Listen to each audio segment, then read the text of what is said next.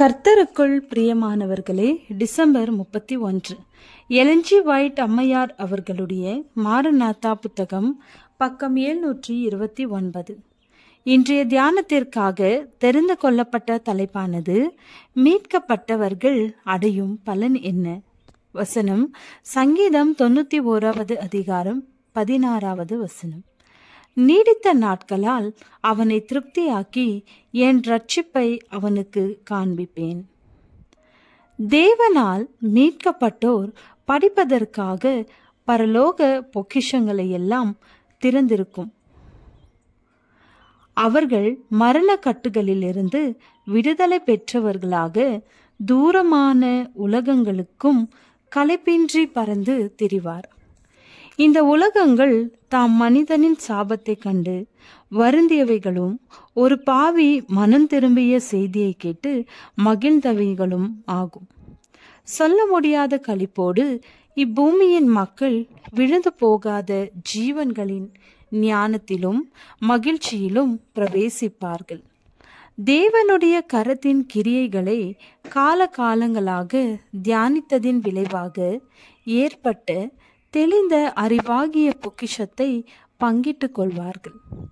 தெய்வீக சிம்மாசனத்தை சுற்றி தங்களுக்கு குறிக்கப்பட்ட பாதையில் ஓடுகின்ற தேவனுடைய மகிமையான படைப்பாகிய சூரியன்களையும் நட்சத்திரங்களையும் அதன் அமைப்புகளையும் மங்காத பார்வையோடு பிரமித்து நோக்குவார்கள்.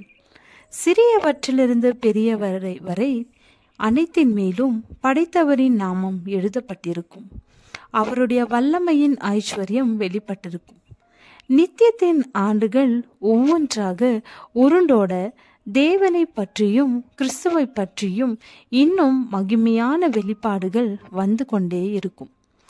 அறிவு பெருகி கொண்டே செல்வது போல அன்பும் பயபக்தியும் மகிழ்ச்சியும் பெருகும். தேவனை பற்றிய அறிவு மனிதனுக்கு வளரும் பொழுது மேலும் அதிகமாக அவரது குணாதிசயங்களை எண்ணி பிரமிப்பான்.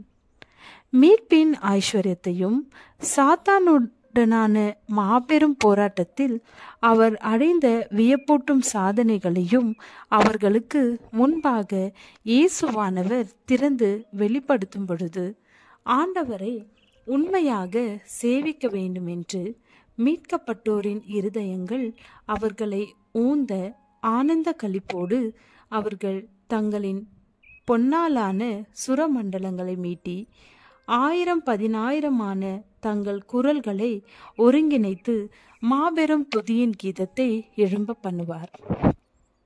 அப்பொழுது வானத்திலும் பூமியிலும் பூமியின் கீழும் இருக்கிற சிருஷ்டிகள் யாவும் சமுத்திரத்தில் உள்ளவைகளும்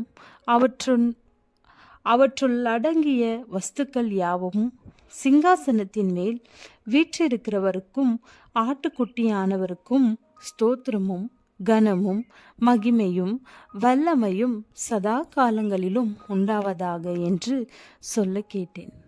மாபெரும் போராட்டம் முடிவடைந்தது. பாவமும் பாவிகளும் இனி இருக்க மாட்டார்கள். அண்ட சராசரம் முழுவதும் தூய்மை அடைந்து விட்டது.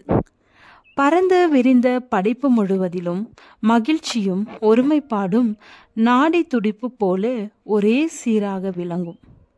எல்லையில்லா விண்வெளி எங்கும் சிருஷ்டி கர்த்தாவாகிய அவரிடமிருந்து ஜீவனும் ஒளியும் மகிழ்ச்சியும் புறப்பட்டு பாய்ந்தோடும். நுண்ணிய அணுவிலிருந்து மிகப்பெரிய உலகம் வரை உயிருள்ளவை உயிரற்றவை அனைத்தும் தங்கள் பூரண மகிழ்ச்சியிலும் அழகிலும் தேவன் அன்பாயிருக்கிறார் என்பதை பறைசாற்றுகிறது. ஆமென்.